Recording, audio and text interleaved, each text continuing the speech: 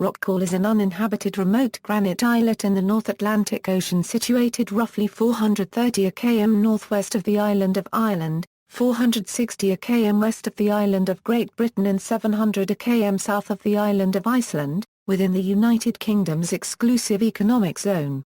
The nearest permanently inhabited island is North Uist, in the Scottish Outer Hebrides, 370 km east. Since the late 16th century, the 20-metre-high rock has been noted in written records, although it is likely that some northern Atlantic fishermen knew of the rock before these historical accounts were made. In the 20th century, the location of the islet became a major interest due to the potential oil and fishing rights, spurring continued debate amongst several European nations. Lord Kennet said of it in 1971 that, "There can be no place more desolate, despairing and awful." It gives its name to one of the sea areas named in the shipping forecast provided by the British Meteorological Office. Rockall has been a point of interest for adventurers and amateur radio operators who have variously landed on or briefly occupied the islet. Fewer than 20 individuals have ever been confirmed to have landed on Rockall, and the longest continuous stay by an individual is currently 42 days. In a House of Commons debate in 1971, William Ross, Northern Mariana Islands for Kilmarnock, said, "More people have landed on the Moon than have landed on Rockall." In 1956 the British scientist James Fisher referred to the island as the most isolated small rock in the oceans of the world. The neighbouring Hasselwood Rock and several other pinnacles of the surrounding Helens Reef are smaller, at half the size of Rockall or less, and equally remote, but those formations are legally not islands or points on land, as they are often submerged completely, only revealed momentarily above certain types of ocean surface waves. The United Kingdom claimed Rockall in 1955 and has previously claimed an extended exclusive economic zone based on it.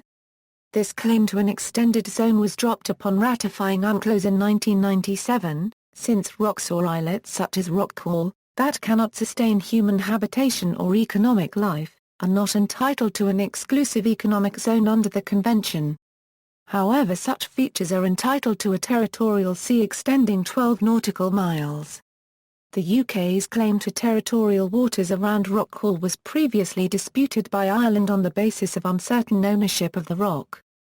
With effect from March 31, 2014, the UK and Ireland published EEZ limits which resolved any disputes over the ownership of the islet.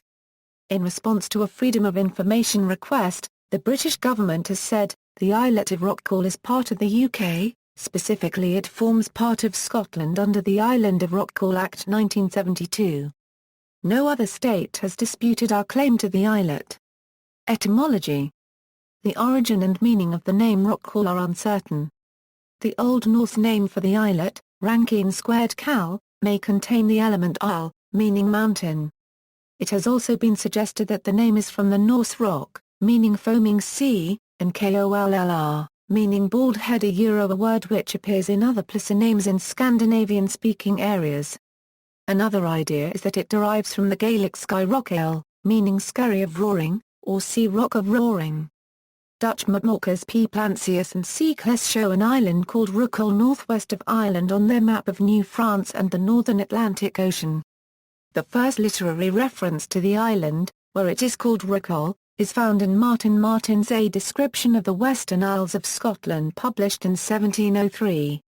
This book gives an account of a voyage to the archipelago of St Kilda, and Martin states, and from it lies Rockall, a small rock 60 leagues to the westward of St Kilda.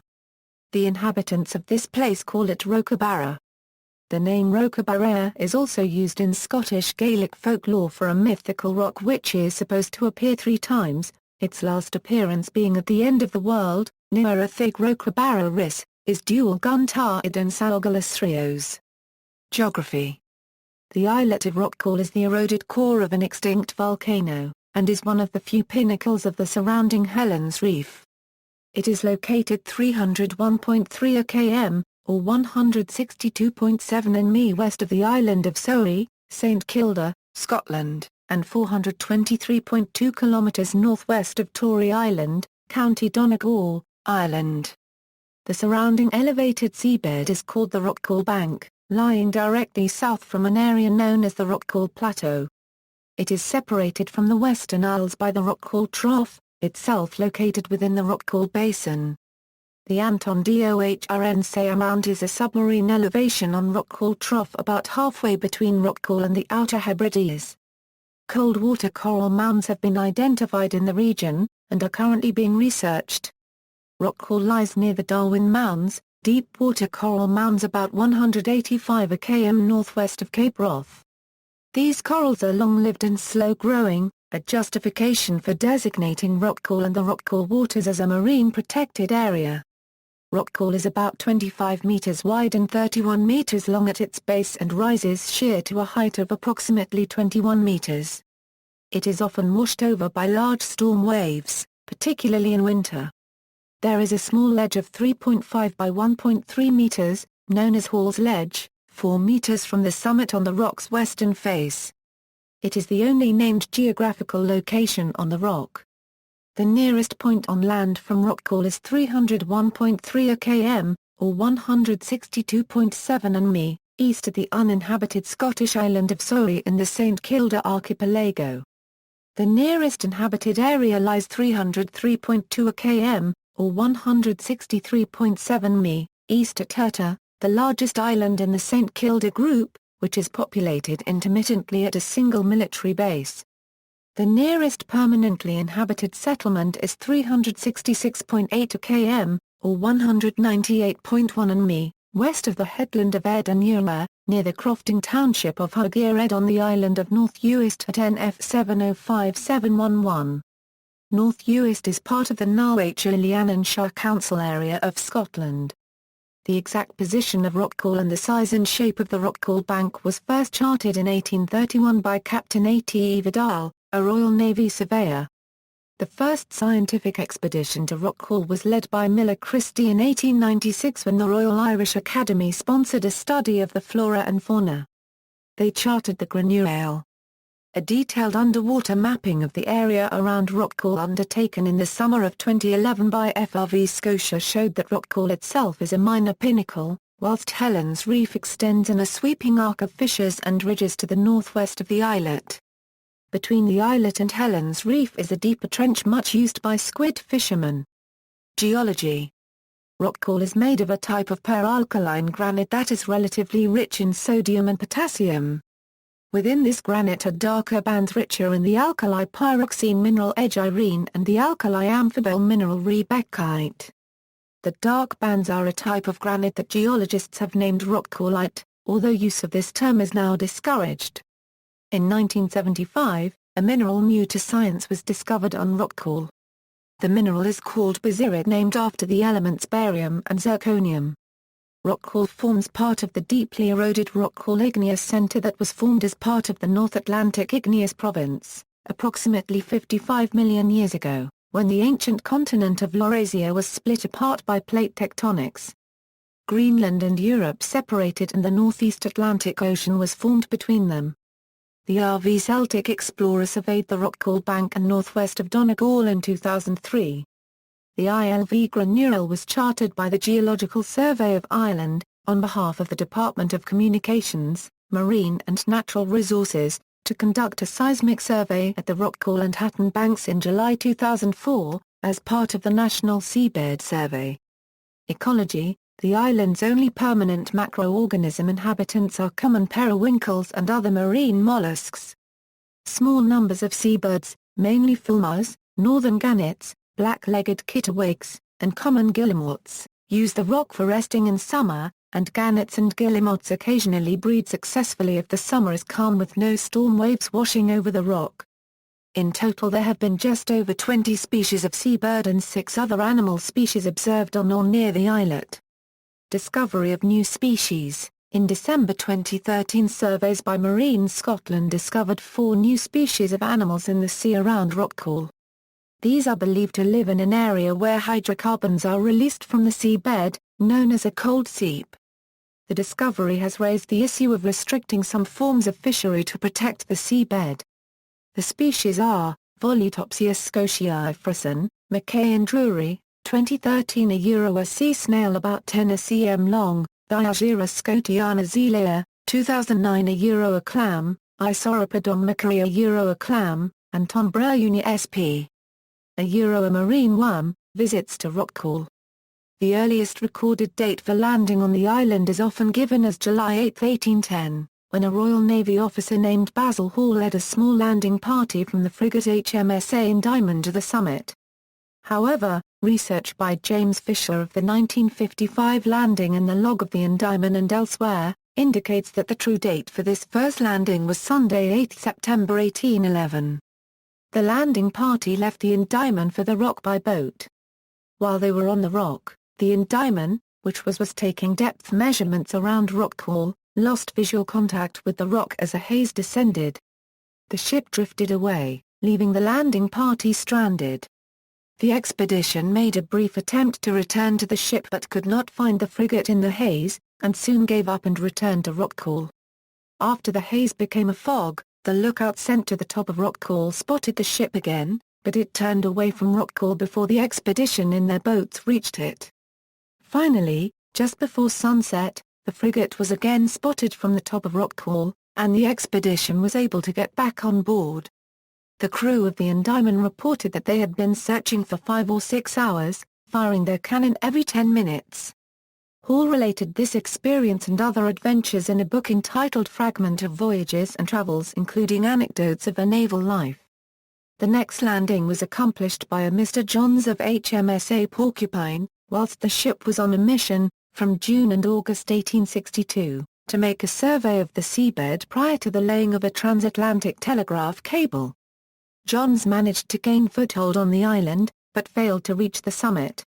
On September 18, 1955, Rockall was annexed by the British Crown when Lieutenant Commander Desmond Scott R.N., Sergeant Brian Peel R.M., Corporal A.A. Fraser R.M., and James Fisher, were winched by a helicopter onto the island by a Royal Navy helicopter from HMS Vidal. The annexation of Rockall was announced by the Admiralty on September 21, 1955. The expedition team cemented in a brass plaque on Hall's Ledge and hoisted the Union flag to stake the UK's claim. The inscription on the plaque read, "By authority of Her Majesty Queen Elizabeth II, by the grace of God of the United Kingdom of Great Britain and Northern Ireland and of her other realms and territories, Queen, Head of the Commonwealth, Defender of the Faith, and in accordance with Her Majesty's instructions dated the 14th day of September, 1955, a landing was effected this day upon this island of Rockall from HMS Vidal. The Union flag was hoisted and possession of the island was taken in the name of Her Majesty. Signed R. H. Connell, Captain, HMS Vidal, September 18, 1955. On November 7, 1955, one J. Abrach Mackay, a member of the Clan Mackay, made an official protest about the annexation. The 84-year-old local councillor declared, "My old father, God rest his soul, claimed that island for the Clan of Mackay in 1846 and I now demand that the Admiralty hand it back. It's no theirs." The British government ignored the protests, which were soon forgotten. The initial incentive was the test firing of the UK's first guided nuclear weapon, the American-made Corporal missile. The missile was to be launched from South Uist and over the North Atlantic. The Ministry of Defense was concerned that the unclaimed island would provide an opportunity for the Soviet Union to spy on the test. Consequently, in April 1955 a request was sent to the Admiralty to seize the island and declare UK sovereignty lest it become an outpost for foreign observers. In 1971, Captain T.R. Kirkpatrick R.E. led the landing party on a government expedition mounted from RFA Engadine to establish that the Rock was part of the United Kingdom and to prepare the islet for the installation of a light beacon. The landing party included Royal Engineers, Royal Marines and civilian members from the Institute of Geological Sciences in London. The party was landed by winch line from the Wessex 5 helicopters of the Royal Naval Air Services Commando Headquarters Squadron, commanded by Lieutenant CMD Neil Foster RN. As well as collecting samples of the Algerine granite, Rockallite, for later analysis in London, the top of the rock was blown off using a newly developed blasting technique, precision pre-splitting. This created a level area that was drilled to take the anchorages for the light beacon that was installed the following year. There was no evidence of the brass plate thought to have been installed in 1955, and 2 phosphor bronze plates were chased into the wall above Hall's Ledge, each secured by 4 80-ton rock anchor bolts. Establishing that the rock is part of the United Kingdom and its development as a light beacon facilitated the incorporation of the island into the district of Harris in the county of Inverness in the Island of Rockall Act 1972 and reinforced the UK government's position with regard to seabed rights in the area. Former SAS member and survival expert Tom McLean lived on the island from May 26, 1985 to July 4, 1985 to affirm the UK's claim to the island. In 1997, the environmentalist organisation Greenpeace occupied the islet for a short time as a publicity stunt, calling it Waveland, to protest against oil exploration. Greenpeace declared the island to be a new global state, and offered citizenship to anyone willing to take their pledge of allegiance. The British government's response was simply to give them permission to be there, and otherwise ignore them. Indeed, when asked, the Home Office responded that since Rockall was part of the United Kingdom, and since the United Kingdom was a free country, Greenpeace were perfectly entitled to be at Rockall. During his one night on Rockall, Greenpeace protester and Guardian journalist John Vidal unscrewed the 1955 plaque and refixed it back to front. In 2010, it was revealed that the plaque had gone missing. An Englishman, Andy Strangeway, announced his intention to land on the island and affix a replacement plaque in June 2010. The Western Isles Council have approved planning permission for the plaque. The 2010 expedition was cancelled, but Strangeway still intends to replace the plaque. In 2013, an occupation of the island by explorer Nick Hancock to raise money for the charity Help for Heroes was planned. The challenge was to land on Rockall and survive solo for 60 days, thereby setting a record for the longest occupation of Rockall.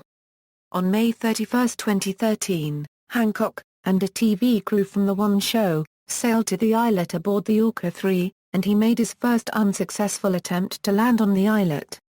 The weather conditions at the time were not favorable according to a Maritime and Coast Guard Agency official. Subsequently, Hancock postponed his challenge until 2014. On June 5, 2014, the BBC reports, Hancock successfully landed on Rockall to begin his 60-day survival. However, a 2-day storm washed away 4 barrels of his supplies, threatening to compromise his stay. The Round Rockall Sailing Race, sponsored by Galway Bay Sailing Club, runs from Galway, Ireland, around Rockall and back. It was held in 2012 to coincide with the finish of the 2011 Euro 12 Volvo Ocean Race around the world. Territorial claims. United Kingdom. The UK claims Rockall along with a 12 nautical mile territorial sea around the islet inside the UK's exclusive economic zone. The UK also claims a circle of UK sovereign airspace over the islet of Rockall. In 1972, the British Island of Rockall Act annexed Rockall to the United Kingdom. UK considers the island administratively part of the Isle of Harris and, under the 1999 Scottish Adjacent Waters Boundaries Order, Rockall and a large sea area around it were declared to be under the jurisdiction of Scots law. A navigational beacon was installed on the island in 1982 and the UK declared that no ship would be allowed within a 50-mile radius of the rock. Historically, the UK claimed Rockall as the basis for an extended EEZ. However, in 1997, the United Kingdom ratified the 1982 United Nations Convention on the Law of the Sea. In doing so, it relinquished this claim as the agreement states that rocks which cannot sustain human habitation or economic life of their own shall have no exclusive economic zone or continental shelf. Prior to this, in 1988, the United Kingdom and Ireland signed an EEZ boundary agreement for which the location of Rockall was irrelevant to the determination of the boundary. As the rock lies within the United Kingdom's EEZ, the UK has exclusive rights and obligations in relation to the exploitation, conservation and management of the rock itself. Ireland. The Irish claims to the rock are based on its proximity to the Irish mainland. Ireland has never formally claimed sovereignty over Rockall, but formally rejected the British territorial claim, which would be the basis for a claim to a 12-mile territorial sea. Additionally, Ireland regards Rockall as irrelevant when determining the boundaries of the exclusive economic zones as the rock is uninhabitable. In 1988, Ireland and the United Kingdom signed an EEZ boundary agreement, ignoring the rock, that includes Rockall within the United Kingdom's EEZ. In October 2012, the Irish Independent published a picture of the Irish Navy ship L.E. Roisin sailing past Rockall, and claimed that it was defending Ireland's sovereign rights to the rock.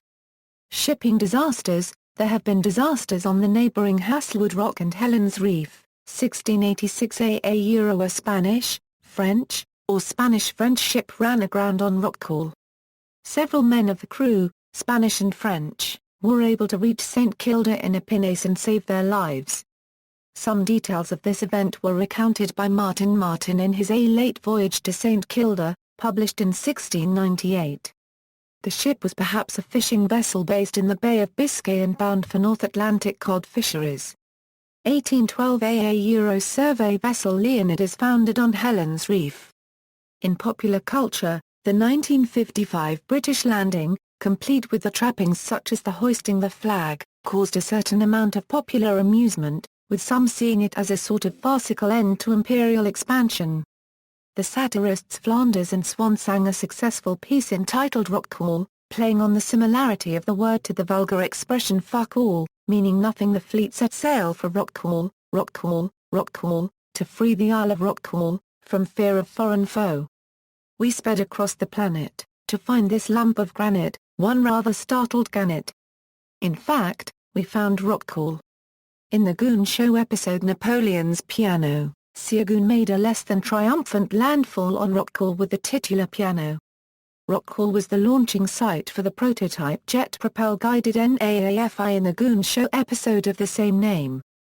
Musty Mind, the parody of Mastermind on the lunchtime radio program of Noel Edmonds, featured a send-up subject, the cultural and social history of Rockall.